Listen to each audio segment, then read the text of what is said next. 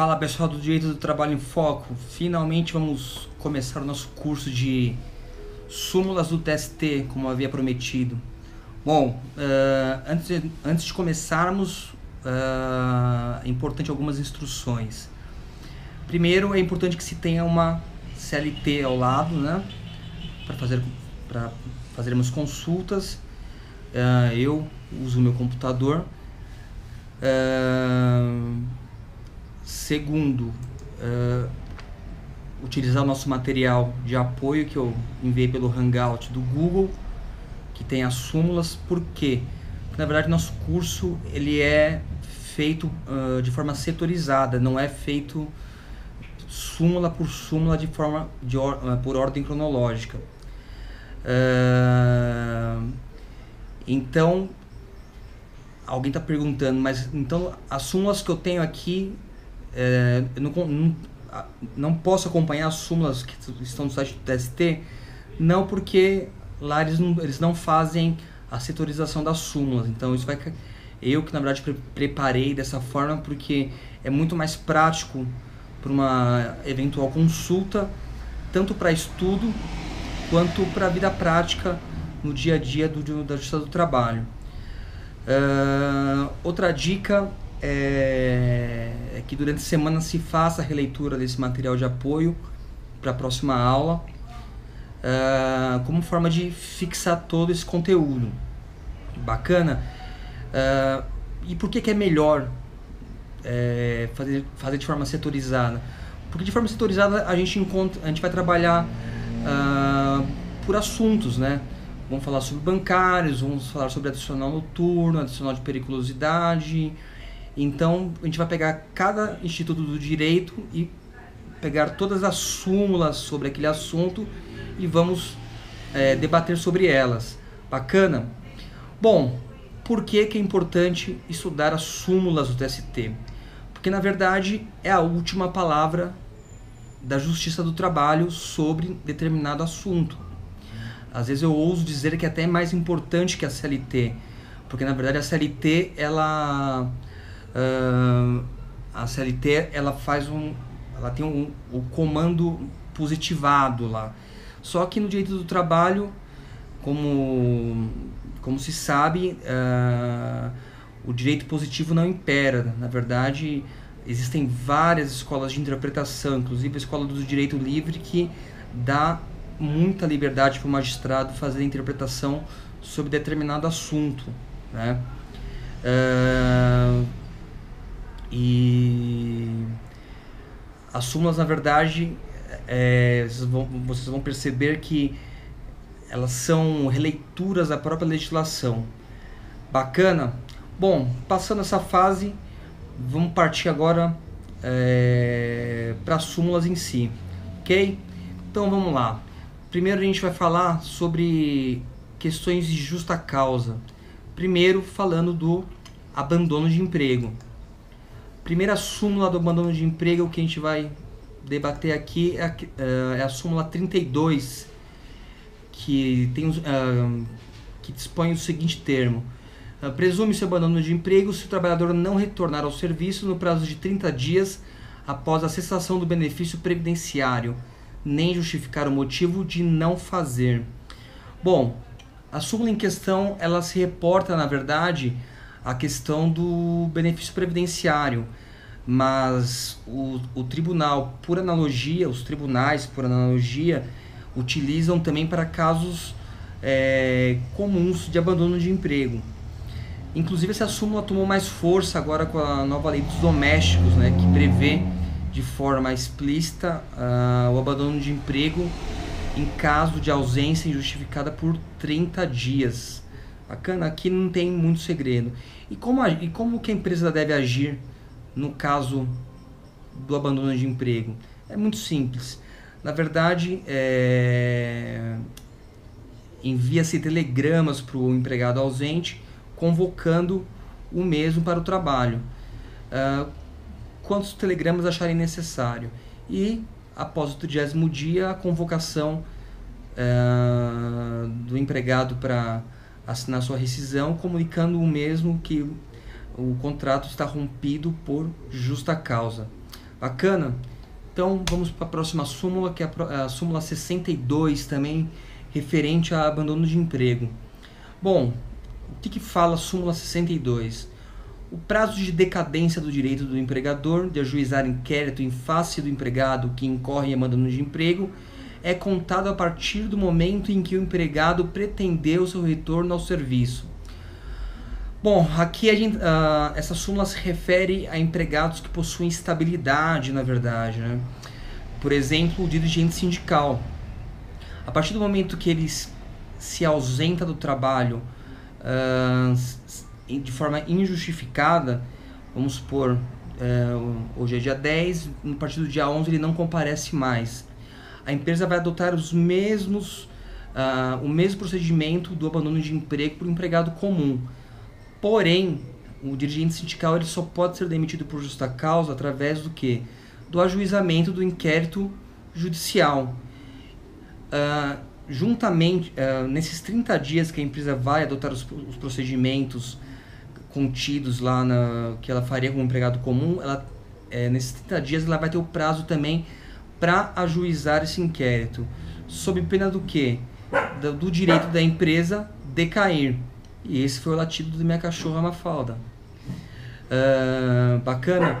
Se o empregador não ajuizar o inquérito em 30 dias, decai o direito e opera a figura do perdão tácito. Bacana? Sem muito segredo também essa súmula.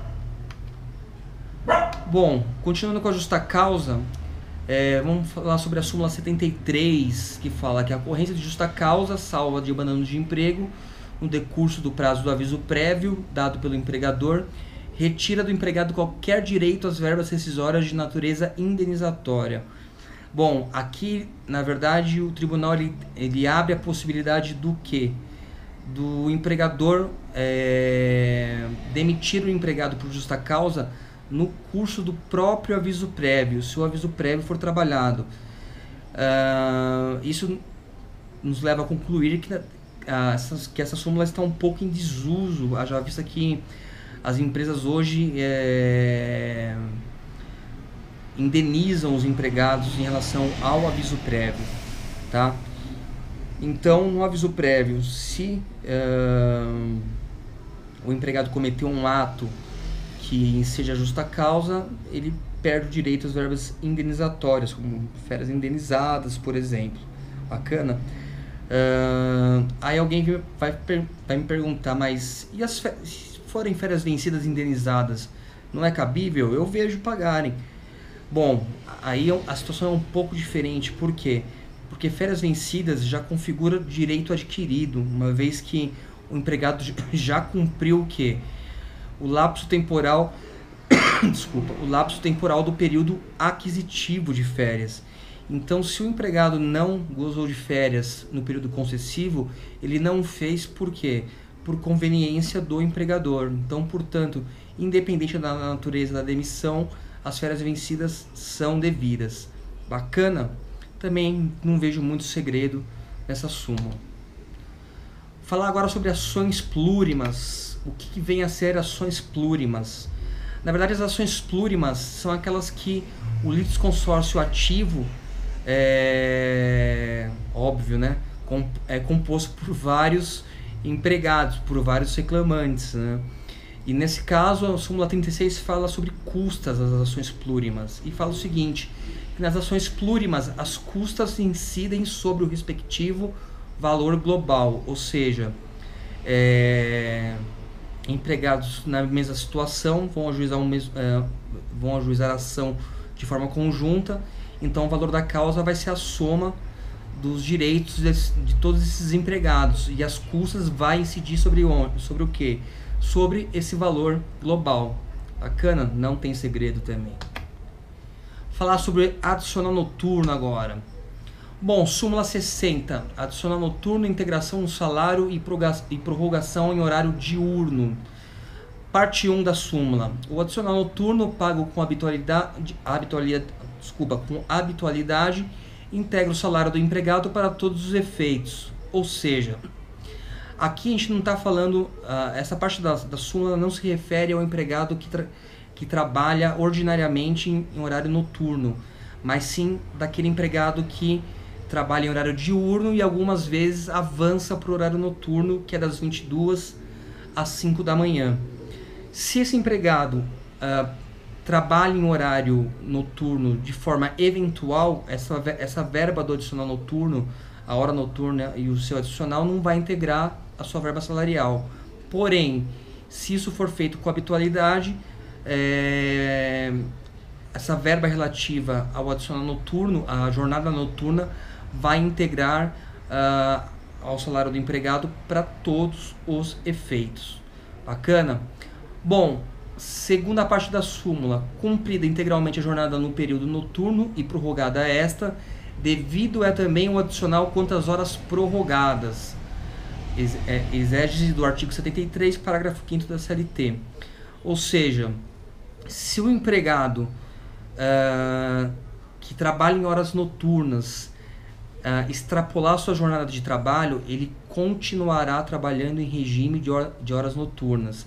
Considerando que ela termina às 5 da manhã e o empregado trabalhou até às 7 da manhã, o cálculo será feito como se o empregado estivesse sob o regime de jornada noturna, em que pese 7 horas da manhã já se tratar de jornada em horário diurno.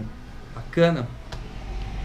Bom, súmula 140, vigia. É assegurado a vigia, sujeito ao trabalho noturno, o direito ao respectivo adicional. Bom, isso nada mais é do que a reprodução da própria lei. Se o vigia trabalhar em horário noturno, é óbvio que ele fará jus ao recebimento do adicional noturno e ter as suas horas calculadas sobre a hora noturna. Bacana? Bom, por que as súmulas aqui são tão importantes para o direito do trabalho? Vamos imaginar uma vinícola, um lugar onde se produz os vinhos, né? Vamos levar em consideração que a jurisprudência, os julgados, são as uvas. Então, as melhores uvas formam um conjunto que se transformam em uma orientação jurisprudencial através de uma comissão de jurisprudência. A gente vai ter uma aula sobre isso especificamente.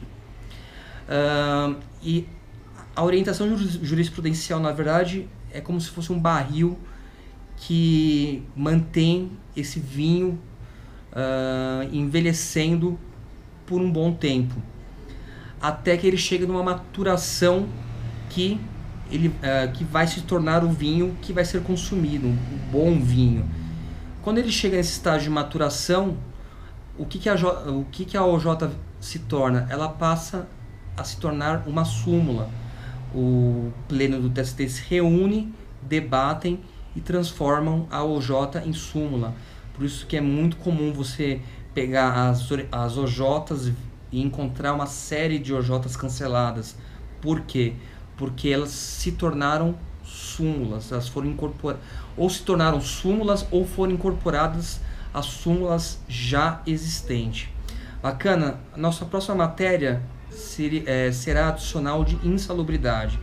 Como é um tema um pouco extenso, não vou cindir, na verdade, a aula, e vou fazer no segundo bloco a parte do adicional de insalubridade. Bacana? Então fica por aí, vai tomar uma água, daqui a pouco a gente volta para o segundo bloco. Um grande abraço.